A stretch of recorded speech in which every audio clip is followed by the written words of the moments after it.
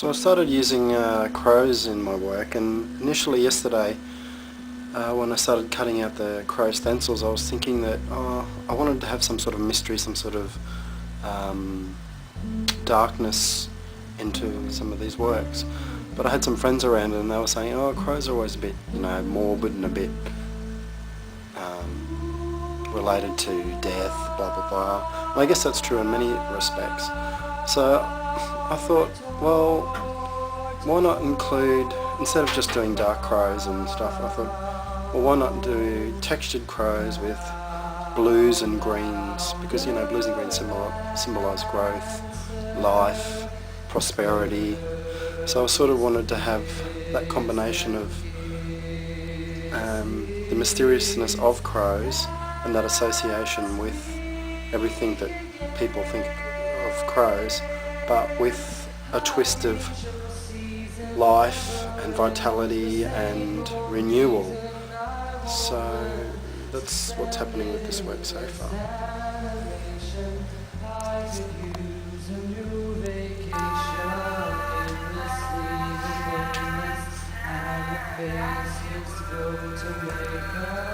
So back on to the Mona painting.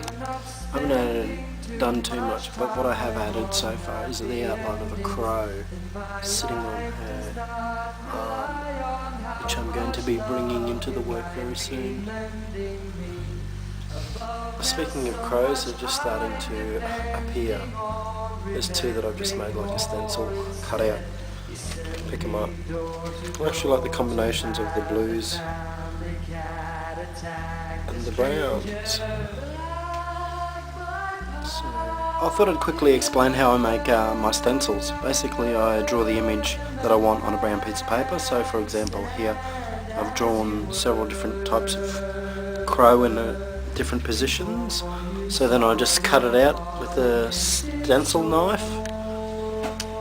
And then I take the image and put it between a sheet of plastic paper for laminating, and then I feed it through the laminator. I've only got an A4 laminator, and then it comes out so like this.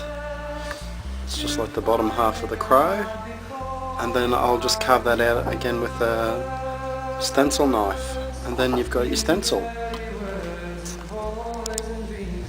As an artist, you should always be promoting your work, and a good way to do that is if you're sending your work, say like for example I'm sending these two works to a gallery for a show next month in Oslo, so I've just made my own packing boxes, and basically I've made them quite humorous. So for example this one I've just put fragile artwork, Skippy inside, and for the other one I've put no peeing on the artwork.